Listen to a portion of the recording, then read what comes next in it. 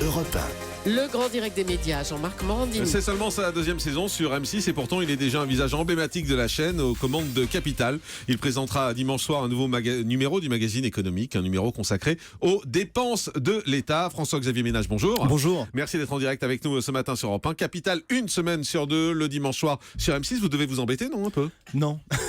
C'est pas beaucoup, une semaine sur deux, non? Quand on a été choses. reporter sur le terrain. Ouais. C'est vrai qu'au début, je me suis dit, je vais m'emmerder. Et en fait, j'ai découvert autre chose. C'est-à-dire que les magazines, c'est 6, 8, parfois beaucoup plus de semaines pour bosser sur un sujet, qu'on accompagne les journalistes, qu'on les aide pour que les portes s'ouvrent, parce que c'est quand même pas toujours évident. Capital fait parfois peur à certaines entreprises ou à certains interlocuteurs. Et on met la main dans le cambouis très, très différemment de ce que je faisais avant. Mais c'est aussi pour ça que c'est super. Ouais, mais vous étiez tout le temps sur le terrain, Ouais. vous étiez au bout du monde, etc. Là, vous êtes dans un studio avec un prompteur, quoi. C'est chiant. Mais non, mais je suis pas que en studio. D'abord, je signe des sujets quand même. J'espère que vous regardez l'émission, mais je signe des sujets une fois sur deux quand même. Et ce sont des sujets d'une dizaine de minutes. Donc je continue à faire du terrain. Sinon, je pense que C'est important, effectivement, ça? ah mais je serais tout sec. En fait, je pense que je serais mort intellectuellement si je faisais plus Ah de bon, terrain. à ce point-là? Ah ouais, vraiment.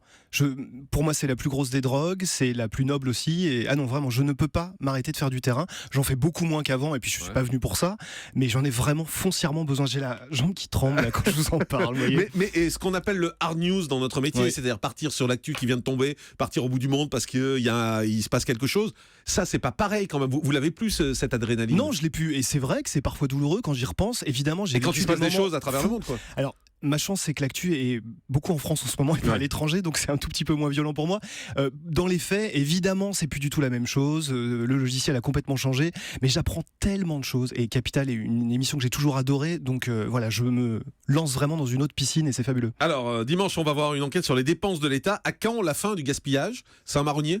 C'est surtout que les gaspillages continuent, c'est surtout ça le truc. Alors après, nous, notre grille de lecture sur cette émission, c'est quand même bien particulier. On nous dit que l'État se serre la ceinture, 16 milliards d'économies encore en 2016.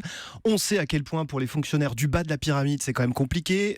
Gel de l'indice de salaire depuis des années et des années. Qu'est-ce qui se passe en haut ? Qu'est-ce qui se passe pour les 21 000 hauts fonctionnaires, catégorie A+, qui sont des patrons de grandes administrations, qui travaillent dans les cabinets ministériels, qui sont préfets, sous-préfets ? Qu'est-ce qui se passe pour eux ? On est allé regarder et finalement ce qu'on a rapporté, on le voit assez rarement à la télévision. C'est pas manichéen, je suis pas en train de vous dire que eux en profitent et les autres non.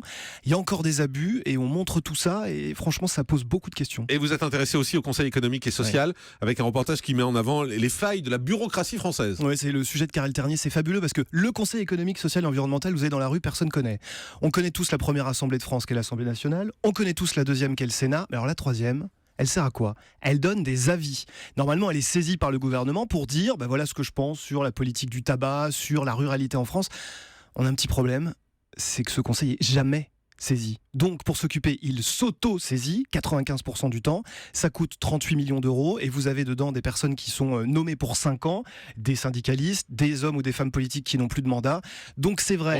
On sait que c'est le Conseil économique, on sait que c'est le lieu où l'État fait plaisir à certaines personnes pour les recaser. On va dire les choses. C'est ça le Conseil économique et social. En tout cas, c'est clairement la critique qu'on entend souvent. Nous, on est allé voir à l'intérieur comment ça se passait. Oui, c'est vrai qu'on pourrait faire des économies. Ouais. Ils bossent un peu ?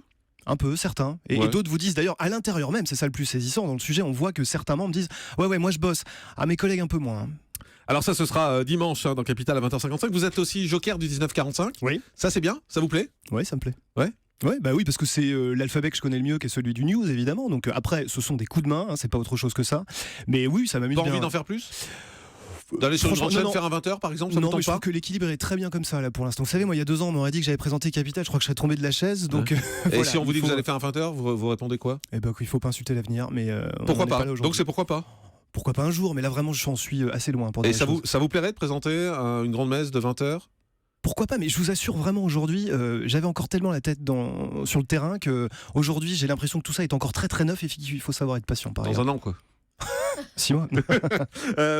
Il paraît que vous allez publier un livre, il y a cette rumeur, c'est vrai ou c'est faux? Ouais, vous êtes bien renseigné. Ouais. C'est quoi ce livre? C'est sur Fukushima. Parce que j'ai eu la chance de couvrir Fukushima depuis le début, c'est-à-dire le premier jour quand la catastrophe est arrivée, le tsunami et le séisme. Et puis on est parti, on était dans un avion avec des collègues à l'époque je travaillais pour BFM TV, on savait pas ce qu'on allait trouver là-bas, on savait surtout pas qu'on allait rencontrer la plus grave catastrophe nucléaire depuis 30 ans.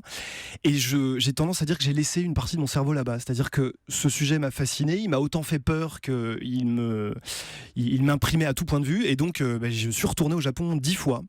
Ah oui. 10 fois pour alors la plupart du temps c'était avec BFM TV, et ensuite j'ai continué parce que je savais que j'allais en sortir quelque chose, et puis il y a 1 an et demi avec Flammarion on s'est dit qu'on allait écrire un bouquin, et donc voilà, il sort dans 1 mois, et c'est à la fois l'impact dans cette zone rouge. C'est quand même une zone, faut pas oublier, hein, c'est des milliers de kilomètres carrés qui sont vides de tout. Il y a quand même des villes qui ont arrêté de vivre, et c'est encore le cas maintenant 5 ans plus tard.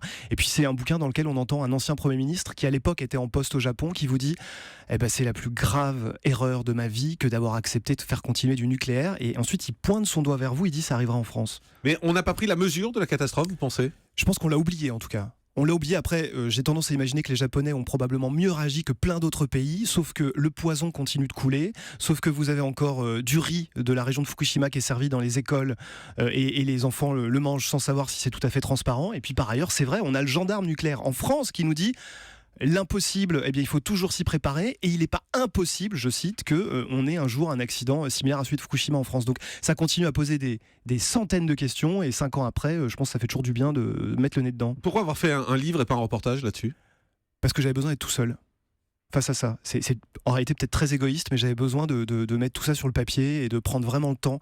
Ça a duré 5 ans, hein, donc c'est entre moi et moi d'une certaine manière. Donc pas de reportage, il n'y aura pas un reportage qui sera diffusé, c'est vraiment... Dans Capital, ça n'aurait pas de sens. Mais non, c'est pour ça que je parlais d'un reportage après, d'un 52 minutes ou d'un 90, c'était pas... Est-ce qu'il faudrait pas le faire plus tard ? Si, je pense que de toute façon, j'arrêterai jamais, ça c'est certain. Ce sujet, je vais le suivre pendant des dizaines d'années. D'avoir un coup de cœur comme ça, c'est le seul sujet qui vous a touché à ce moment-là dans tout ce que vous avez couvert, c'est celui sur lequel vous avez envie de continuer en fait. Oui, parce que le danger, il est invisible là-bas, et vous savez jamais jusqu'à quel point il va vous cogner ou pas. Donc je pense que quand on est reporter, ça parle. Il s'appelle comment votre livre ? Fukushima, le poison coule toujours. Et c'est publié chez Flammarion. On sait tout.